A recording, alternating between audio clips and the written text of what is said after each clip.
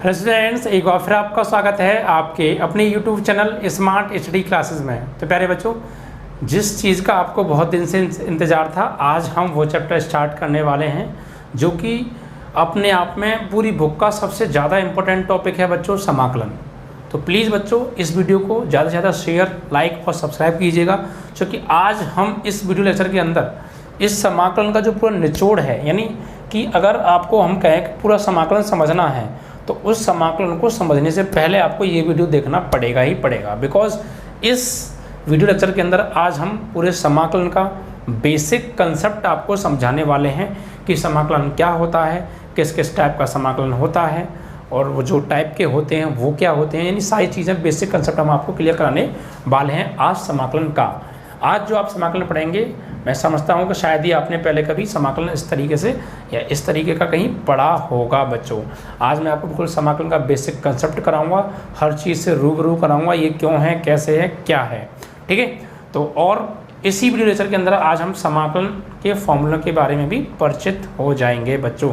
तो प्लीज़ आज का वीडियो बहुत ज़्यादा इंपॉर्टेंट है, ज़्यादा से ज़्यादा लाइक, शेयर और सब्सक्राइब कीजिएगा, जिससे कि आपके साथी जो दोस्त हैं, रिश्तेदार हैं, वहाँ पे स्टूडेंट्स हैं, वो सब के सब लॉकडाउन में इस वीडियो का फ़ायदा उठा सकें, ठीक है बच्चों।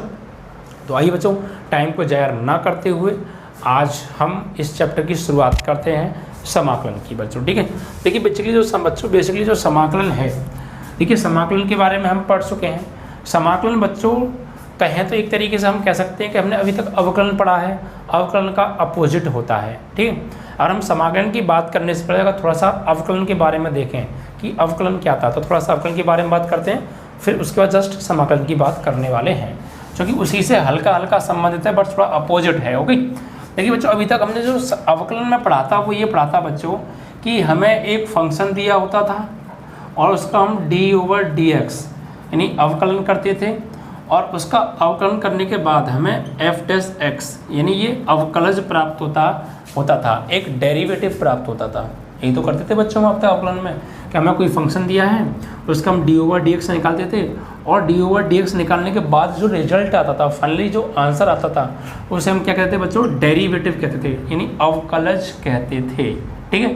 तो ये तो था बच्चों फंक्शन f(x), फंक्शन यानी फलन, जिसका कि हम d/dx कर रहे हैं, और ये है बच्चों आपका अवकलज यानी डेरिवेटिव, ठीक है। तो किसी भी फंक्शन का अगर हम d/dx निकाल रहे हैं तो इट मीन्स दैट स्टूडेंट्स उस फंक्शन का अवकलन हो रहा है, और जब उसका अवकलन करने के बाद जो रिजल्ट मिलता है, जो आंसर मिलता है, उसे हम डेरिवेटिव के नाम से मतलब बच्चों हमें अवकलज प्राप्त हुआ है, ठीक है। तो ये चीज़ थी बच्चों अवकलन के अंदर। लेकिन अगर हम बात करें बच्चों समाकलन के बारे में, तो समाकलन बच्चों एक ऐसा प्रोसेस है बच्चों, समाकलन एक तरीके से एक प्रोसेस है, एक विधि है, जो कि बच्चों दो तरीके का होता है। समाकलन दो तरीके का होता है, कैसा कैसा आइए समझते हैं। तो समाकलन, इंटीग्रेशन, समाकलन, बच्चों इंटीग्रेशन के नाम से हम इसे जानते हैं। तो बच्चों क्या होता है समाकलन? बच्चों समाकलन टू टाइप्स का होता है। आप दो तरीके के समाकलन के बारे में पढ़ेंगे यहाँ पर। एक तो बच्चों जो होता है समाकलन,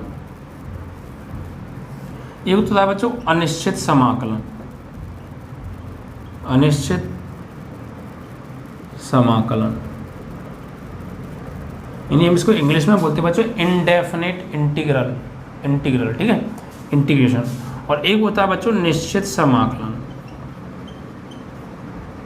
निश्चित समाकलन, जिसे हम बच्चों डेफिनिट इंटीग्रल के नाम से भी जानते हैं, ठीक है बच्चों।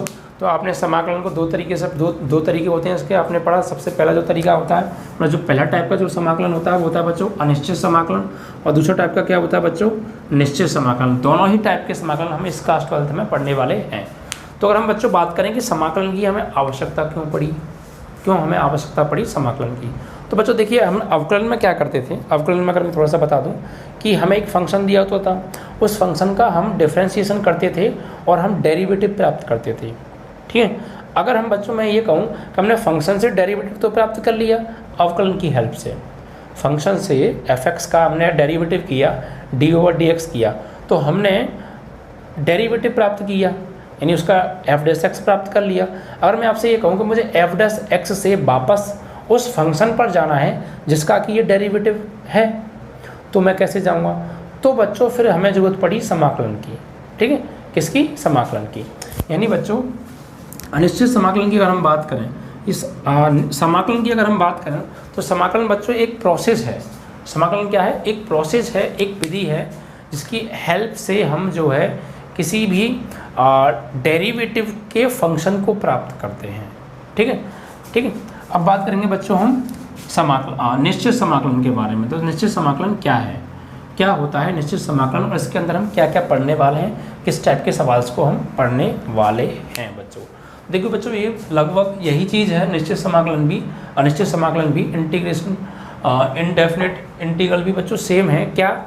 जैसे वही चीज़ यहाँ पर हम क्या करते थे बच्चों, हमें एक फंक्शन दे रखा था एफ एक्स, और इसका हम डेरिवेटिव करते थे और हमें एफ डैश एक्स मिलता था। मतलब क्या मिलता था? ये एफ डैश एक्स को हम डेरिवेटिव के नाम से जानते थे, अवकल के नाम से बच्चों जानते थे। ठीक है, अगर मैं यही कहूँ बच्चों कि हमने फंक्शन से प्राप्त किया डेरिवेटिव, अगर मैं ये कहूँ मुझे डेरिवेटिव से वापस जाना है, डेरिवेटिव से वापस जाना है उसी फंक्शन पर जिस फंक्शन का ये डेरिवेटिव है, तो मैं कैसे करूँगा? ठीक है, तो मैं कैसे जाऊँगा?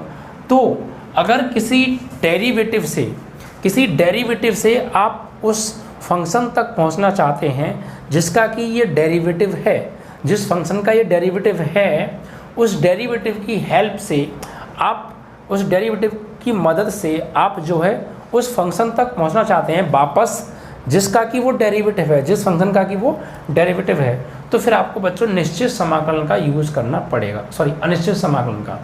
अनिश्चित समाकलन का बच्चों आपका यूज़ करना पड़ेगा। कह सकते हैं कि ये सब करने के लिए हमें अनिश्चित समाकलन विधि का यूज़ करना पड़ेगा। ठीक है बच्चों, ये अनिश्चित समाकलन भी एक प्रोसेस है जिसकी हेल्प से हम किसी डेरिवेटिव से उसके फंक्शन तक पहुंच सकते हैं। ठीक है, समाकलन में क्या होता था बच्चों? अवकलन में कि किसी फंक्शन की पावर होती थी तो उसका हम जब अवकलन करते थे तो वो पावर कम हो जाती थी। एक बार अवकलन करते थे तो एक पावर कम, दो बार करते थे तो दो पावर कम। जैसे x की पावर 5 है तो उसका अवकलन करते थे तो 5x की पावर 4 हो जाता था। बट यहाँ पर क्या होगा? यहाँ पर पावर कम नहीं होंगी, क्योंकि हम अवकलन करते हैं तो पावर कम होती हैं। लेकिन इंटीग्रेशन क्या है, अनिश्चित समाकलन क्या है? अवकलन का जस्ट अपोजिट। वहाँ पे पावर कम होती थी, यहाँ पावर बढ़ेंगी, वहाँ पावर एक एक करके घटती थी। अगर यहाँ पर हम एक बार इंटीग्रेशन करेंगे, अनिश्चित समाकलन करेंगे, इनडेफिनिट इंटीग्रेशन करेंगे, तो बच्चों एक पावर बढ़ेगी, एक बार करेंगे, दो बार करेंगे तो दो पावर बढ़ेगी। यानी जस्ट अपोजिट हम कह सकते हैं कि अवकलन का जस्ट अपोजिट है बच्चों। ठीक है, यानी वहाँ पर हम क्या करने वाले हैं, यहाँ पर अब हम बच्चों जो है एफ डैश एक्स की मदद से बच्चों एफ एक्स प्राप्त करने वाले हैं। क्या करने वाले हैं? F x. तो वो कैसे प्राप्त हम बच्चों करते हैं उसको समझिए। जैसे बच्चों मान लीजिए अवकलन में क्या था कि हमने जो है डी ओवर डी एक्स किया, डी ओवर डी एक्स किया किसका? एफ एक्स का। और हमें जो है मान लीजिए कैपिटल एफ डैश एक्स मिल गया, यानी हमने एफ एक्स का डेरिवेटिव किया, अवकलन किया, डी ओवर डी एक्स किया, और हमें डेरिवेटिव प्राप्त हुआ बच्चों एफ डैश एक्स। ठीक है, तो एक तरीके से अगर मैं बात करूं कि मैं समाकलन कैसे करूंगा, अनिश्चित समाकलन कैसे करूंगा, इससे मैं वापस फंक्शन तक कैसे आऊंगा, तो बच्चों इसमें देखिए क्या करने वाले हैं हम। जैसे मान लीजिए ये जो डी एक्स है ना, एक तरीके से ये एफ एक्स ही हो जाएगा आपका, कैपिटल एफ एक्स। अब ये डी एक्स जो है ना, इसका आप इधर भेज दीजिए, तो D F X is equal to, मान लीजिए जो हमें समाकलन होके अवकलन होके मिला है जो डेरिवेटिव एफ डैश एक्स, वो एफ एक्स है, कैपिटल एफ एक्स है। तो इसका अब हमने इधर मल्टीप्लाई कर दिया, तो डी यहाँ पे क्या रह गया? डी रह गया और एफ एक्स रह गया, स्मॉल एफ एक्स, और इसका जब इधर करेंगे तो ये क्या हो जाएगा? Capital F x D x. ठीक है बच्चों, अब हम बात करें कि यहाँ पर दोनों ओर समाकलन ले लें। क्या ले लें? दोनों ओर समाकलन ले लेंगे। तो समाकलन जब हम बच्चों लेंगे इस तरीके से, ये समाकलन का चिन्ह होता है बच्चों, तो ये F X is equal to, ये क्या मिल जाएगा हमें? ये मिल जाएगा एक तरीके से बच्चों जो है एफ डैश एक्स, या फिर कह सकते हैं एफ एक्स मिल जाएगा हमें डी एक्स। इस तरीके से मतलब कह सकते हैं हम कि हमारे पास कोई एक फंक्शन है एफ एक्स, उसका डेरिवेटिव किया तो हमें अवकलन किया तो हमें डेरिवेटिव मिला एफ डैश एक्स मिला, यानी हम इसको अगर एफ एक्स माने तो कैपिटल Fx। फिर हम क्या करते हैं बच्चों, इसको इधर ट्रांसफ़र कर देते हैं। यानी हम एक बात तो ये कह सकते हैं, और आप ये चीज़ आपको क्लियर नहीं हो रही तो आप ऐसे लिख लीजिएगा कि आपने किसी फंक्शन Fx का जो है अवकलन किया, तो अब इसको जब इधर भेजेंगे तो क्या मिलेगा, ये हमें मिल जाएगा कैपिटल Fx dx। ठीक है, अब इसका मतलब क्या है बच्चों, इसका मतलब क्या है, यही समाकलन में हम क्या किया हमने कि dx आ जाता है। क्या आता है समाकलन में, जिस भी फंक्शन का अगर हम समाकलन कर रहे हैं, अनिश्चित समाकलन कर रहे हैं, तो वहाँ पे dx आएगा। और dx का मतलब क्या है बच्चों, dx का मतलब ये है कि इस फंक्शन का हम x के रेस्पेक्ट में इंटीग्रेशन करेंगे, समाकलन करेंगे। ठीक है, यहाँ पर d/dx आता था, यहाँ पर dx आता है। यहाँ d/dx ये बताता था कि x के सापेक्ष समाकलन हो रहा है, यहाँ भी वही, यहाँ ओनली dx बताएगा कि x के सापेक्ष इस फंक्शन का समाकलन हो रहा है, अनिश्चित समाकलन हो रहा है। तो आपको अनिश्चित समाकलन समझ में आया। अनिश्चित समाकलन क्या है, अनिश्चित समाकलन वो प्रोसेस है, वो विधि है जिसकी हेल्प से हम किसी डेरिवेटिव, यानी एक तरीके से हम ये कह सकते हैं कि जो अनिश्चित समाकलन है ये एंटी डेरिवेटिव है। एंटी डेरिवेटिव मतलब कि डेरिवेटिव का जस्ट उल्टा, अपोजिट। कैसे भाई, अनिश्चित समाकलन में हम क्या करते हैं कि जो भी हमें अनिश्चित समाकलन में एक डेरिवेटिव दिया होता है, वो डेरिवेटिव किसी न किसी फंक्शन का होता है। ठीक है, तो वो हमें डेरिवेटिव दिया होता है, और अनिश्चित समाकलन की हेल्प से, अनिश्चित समाकलन से हम क्या करते हैं, उस डेरिवेटिव का वो फंक्शन निकालते हैं जिसका कि वो डेरिवेटिव है। भाई जो डेरिवेटिव है वो किसी न किसी फंक्शन का तो डेरिवेटिव होगा, किसी फंक्शन का वो अवकलज होगा। तो वो जिस भी फंक्शन का अवकलज है, जिस भी फंक्शन का वो अवकलज है, उस अवकलज के उस फंक्शन को हम अनिश्चित समाकलन की हेल्प से ज्ञात करेंगे जिसका कि ये अवकलन है। भाई ये फंक्शन, ये जो अवकलज है ये किसी न किसी फंक्शन का तो अवकलज होगा, तो ये किस फंक्शन का अवकलज है, उस फंक्शन को हम ज्ञात करते हैं अनिश्चित समाकलन विधि से। ठीक है, तो ये थी बच्चों अनिश्चित समाकलन विधि, जो कि आप अच्छे से समझ गए होंगे। इसमें हम किसी डेरिवेटिव के फंक्शंस को प्राप्त करते हैं एंटी डेरिवेटिव करके। ठीक है, अब बात करें बच्चों हम दूसरी विधि कि ये जो है निश्चित समाकलन क्या है, निश्चित समाकलन क्या होता है। ठीक है, इसकी बात करते हैं। तो अनिश्चित समाकलन तो आप समझ गए ना, अनिश्चित समाकलन मतलब किसी डेरिवेटिव का वो फंक्शन ज्ञात करना जिसका कि ये डेरिवेटिव है। ओके, अब बात करेंगे निश्चित समाकलन के बारे में, डेफिनेट इंटीग्रल के बारे में। तो क्या होता है बच्चों डेफिनेट इंटीग्रल, तो डेफिनेट इंटीग्रल के में हम बच्चों क्या करते हैं, इसमें क्या होता है कि एक तरीके से आपने ज्यामिति पढ़ी होगी बच्चों, ये प्लेन होता है। अगर आपसे मैं ये कहूँ बच्चों, इसके बारे में बता रहा हूँ, अगर मैं आपसे बच्चों ये कहूँ कि यहाँ पर एक ट्रायंगल है, इस ट्रायंगल का जो है आप जो है एरिया फाइंड करो। क्या फाइंड करो, एरिया फाइंड करो ज्यामितीय विधि से। तो ज्यामितीय विधि से तो आप आसानी से कर देंगे, क्योंकि आप ये देखें ज्यामितीय विधि से आप क्या करेंगे, इसके तीनों शीर्षों के बिंदु निकाल लेंगे। भाई ये x पर कितना गए, y पर कितना गए, जहाँ भी ये काट रहा होगा ये कटान बिंदु ये x का हो गया, जहाँ भी ये काट रहा होगा ये कटान बिंदु y का हो गया, और जहाँ भी ये काट रहा होगा ये कटान बिंदु a का हो गया, यानी b का हो गया, c का हो गया, a का, तीनों के पॉइंट आ गए। और जब किसी त्रिभुज के तीनों बिंदु पता हों तो उनको x1 y1 x2 y2 x3 y3 मान के त्रिभुज का क्षेत्रफल 1/2 x1 y2 - y3 plus x2 y3 - y1 plus x3 y1 - y2 की हेल्प से आप निकाल लेंगे बहुत आसानी से। लेकिन अगर बच्चों मैं ये कहूँ कि आप जो है अगर इस आकृति को, मान लो ये आकृति ऐसी हो जाए मान लो, तो अब मैं ये कहूँ बच्चों कि इस आकृति का क्षेत्रफल आप ज्यामितीय विधि से निकालिए। 10th क्लास में आपने निर्देशांक ज्यामिति पढ़ी थी, उस हेल्प से निकालिए। तो बच्चों निकालना बहुत कैड़ा हो जाएगा, बहुत मुश्किल हो जाएगा, फिर आप ज्यामितीय विधि से निकालना बहुत ही ज़्यादा मुश्किल हो जाएगा बच्चों।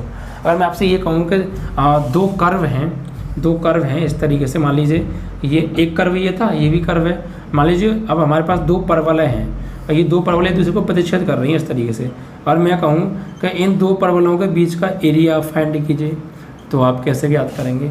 तो बच्चों इसको ज्यामितीय विधि से निकालना बहुत ही ज़्यादा मुश्किल काम हो जाएगा।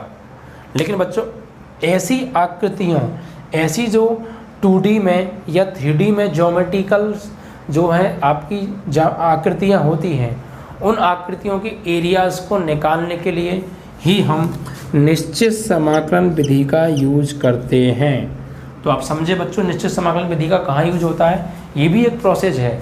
बस ये किसके लिए प्रोसेस यूज होता है बच्चों, ये किसी भी ज्योमेट्रिकल 2D में बनी हुई ज्योमेट्रिकल फिगर या 3D में बनी हुई ज्योमेट्रिकल फिगर्स के एरियाज़ को और उनके वॉल्यूम्स को, 3D में क्या होता है, 3D में तो एरियाज़ भी फाइंड कर सकते हैं, उनका वॉल्यूम भी फाइंड कर सकते हैं। तो 2D में किसी भी ज्योमेट्रिकल आकृति का एरिया निकालने के लिए निश्चित समाकलन का यूज होता है। और 3D में जो शेप्स होती हैं, ज्योमेट्रिकल शेप्स होती हैं, उनका वॉल्यूम या एरियाज़ निकालने के लिए भी निश्चित समाकलन का बच्चों यूज किया जाता है। ठीक है, तो एक तरीके से वो प्रोसेस है निश्चित समाकलन, जिसकी हेल्प से हम किसी भी ज्योमेट्रिकल फिगर का 2D या 3D में एरिया या 3D में वॉल्यूम फाइंड कर सकते हैं। ठीक है बच्चों, तो आप इस विधि से, निश्चित समाकलन की विधि से इस ज्योमेट्रिकल शेप का आसानी से आप जो है एरिया फाइंड कर सकते हैं। आपके नहीं भी 2 परवलय हो गए या 2 दीर्घवृत्त भी हो सकते हैं, 2 दीर्घवृत्त भी हो सकते हैं, इस तरीके से दे दिए और कहें कि आप इसका जो है एरिया फाइंड कीजिए, इस तरीके से एरिया फाइंड कीजिए। तो बच्चों एरिया वगैरह या फिर अति परवलय भी हो सकता है, जिस टॉपिक आपने 11वीं क्लास में पढ़े। 2 परवलयों के बीच का एरिया, 2 दीर्घवृत्त के बीच का एरिया, 2 अति परवलयों के बीच का एरिया, या किसी ट्राइंगल का, चतुर्भुज का, किसी भी वृत्त का, दीर्घवृत्त का, किसी का भी आप एरिया बच्चों इस निश्चित समाकलन विधि की हेल्प से ज्ञात कर सकते हैं, यानी डेफिनेट इंटीग्रेशन की हेल्प से आप निकाल सकते हैं।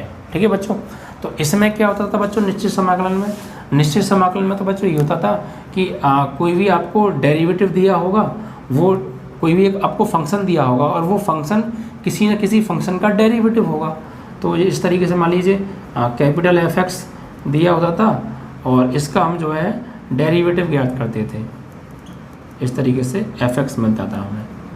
ठीक है, लेकिन इसमें क्या होता है बच्चों, इसमें जो है निश्चित समाकलन में हम किसी भी ज्योमेट्रिकल फिगर का जो है एरिया फाइंड कर सकते हैं 2D में भी और 3D में भी, और 3D में वॉल्यूम भी फाइंड कर सकते हैं निश्चित समाकलन विधि से। इसमें बस क्या होता है, इसमें बच्चों जो है हमें वही एक फंक्शन दिया होता है, उसका डेरिवेटिव तो हम ज्ञात करते हैं, लेकिन यहाँ पर बच्चों डेरिवेटिव एक लिमिट के अंदर हमें ज्ञात करना होता है।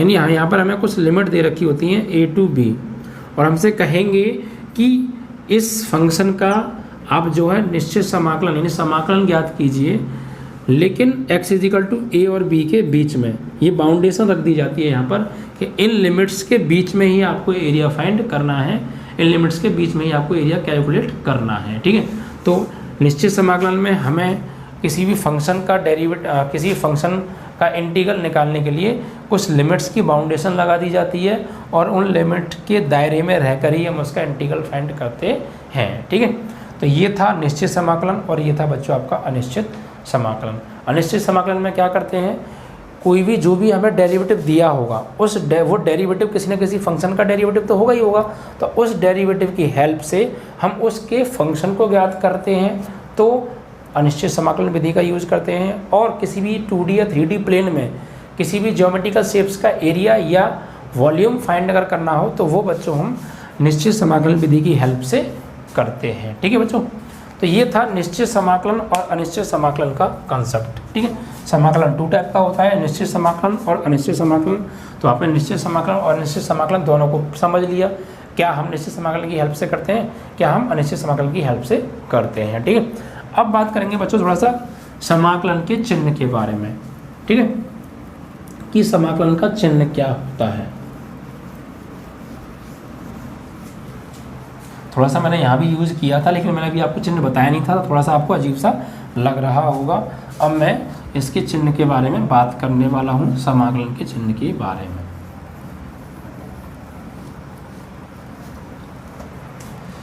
अब देखिए बच्चे, समाकलन के चिन्ह की अगर हम बात करें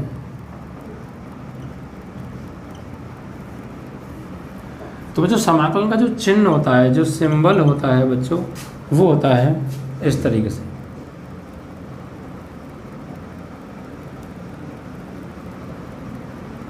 इस तरीके से ये बच्चों एक समाकलन का चिन्ह है।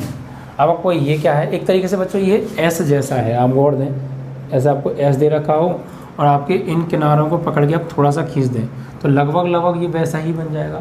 तो इस तरीके के साइन को बच्चों हम बोलते हैं समाकलन का चिन्ह है। ठीक, समाकलन का चिन्ह क्या होता है, ऐसा होता है। ठीक, अब बच्चों मान लीजिए हम किसी फंक्शन का समाकलन कर रहे हैं, जैसे मान लीजिए ये है और ये आप किसी फंक्शन f(x) का जो है क्या कर रहे हैं, अब समाकलन कर रहे हैं, अनिश्चित समाकलन निकाल रहे हैं आप इसका। तो ये अनिश्चित समाकलन निकालेंगे तो आप पहले समाकलन का चिन्ह लगाएंगे। और ये f(x) क्या है, f(x) वो फंक्शन है जिसका आप जो है अनिश्चित समाकलन ज्ञात कर रहे हैं। यह वह फलन है जिसका कि हम समाकलन कर रहे हैं। और चलिए dx की अगर बात करूँ मैं, dx क्या है, dx मतलब बच्चों ये dx हमें ये बताता है, ये कहता है कि x के सापेक्ष हम इस फंक्शन का इंटीग्रेशन कर रहे हैं। अगर dy लगा होगा तो y के रेस्पेक्ट में हम इसका डिफरेंस इंटीग्रेशन करेंगे। अगर dx लगा है तो x के रेस्पेक्ट में माना जाएगा। अगर dp लगा है तो p के रेस्पेक्ट में माना जाएगा। जो भी d के साथ आएगा उसके रेस्पेक्ट में ही इस फंक्शन का क्या होगा, इंडेफिनिट इंटीग्रल होगा। ठीक है बच्चों, तो ये जो प्रोसेस है बच्चों, ये पूरा प्रोसेस है, ये जो पूरा प्रोसेस है इसको हम बच्चों समाकलन के नाम से जानते हैं।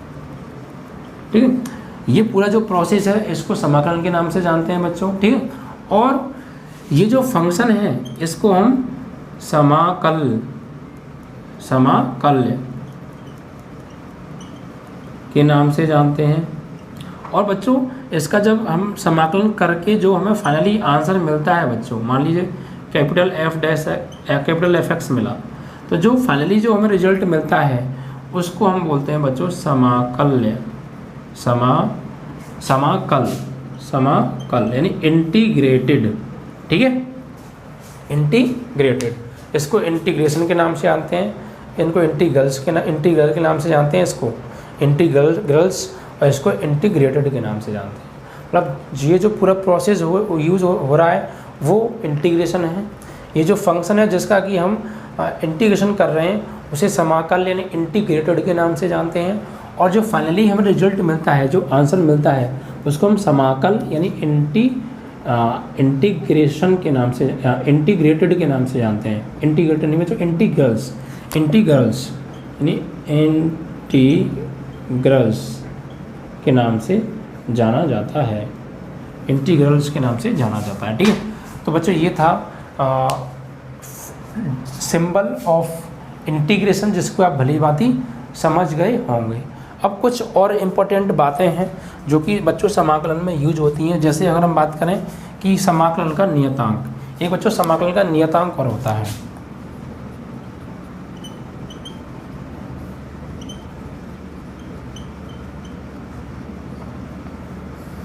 ठीक है बच्चों, समाकलन का नियतांक, तो ये क्या होता है बच्चों समाकलन का नियतांक? ये बच्चों जब हम किसी फंक्शन का समाकलन करते हैं तो उस प्रोसेस के बाद जो हमें फाइनली इंटीग्रल्स मिलता है, आंसर जो मिलता है उसमें ऐड होता है, इसको हम बच्चों सी के नाम से जानते हैं।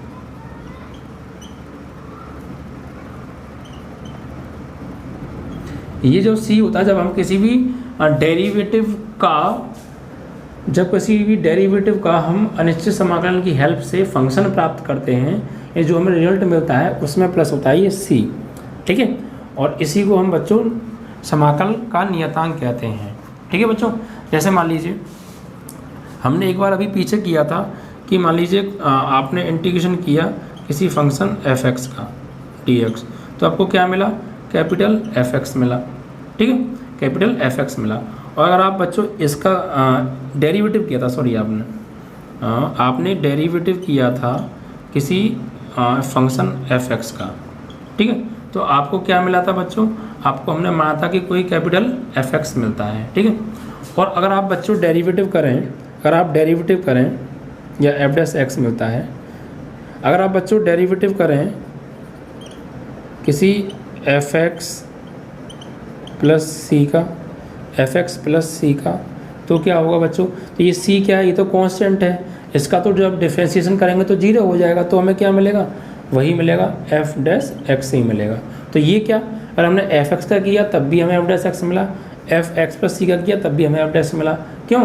क्योंकि बच्चों यहाँ इसका जो अवकलन हमने किया था कांस्टेंट वैल्यू का, उसका अवकलन 0 हो गया, तब भी यही मिला, और नहीं था तब भी हमें एफ डैश मिला। अब ये दोनों बराबर हैं, तो इसका मतलब हम बच्चों ये कह सकते हैं बच्चों कि एफ डैश एक्स जो है बराबर होगा d/dx of F X plus C के, एफ एक्स प्लस सी के बराबर होगा ऑफ कोर्स, क्योंकि इसका हमने किया तब भी यही मिला, इसका हमने किया तब भी यही मिला, तो दोनों बराबर हैं। इसका मतलब बच्चों कि जब हमें कोई भी, ये हम क्या कर रहे थे, किसी भी डेरिवेटिव से उसके फंक्शन को प्राप्त कर रहे थे हम, ठीक, किसी डेरिवेटिव से उसके फंक्शन को हम प्राप्त कर रहे थे, ठीक है।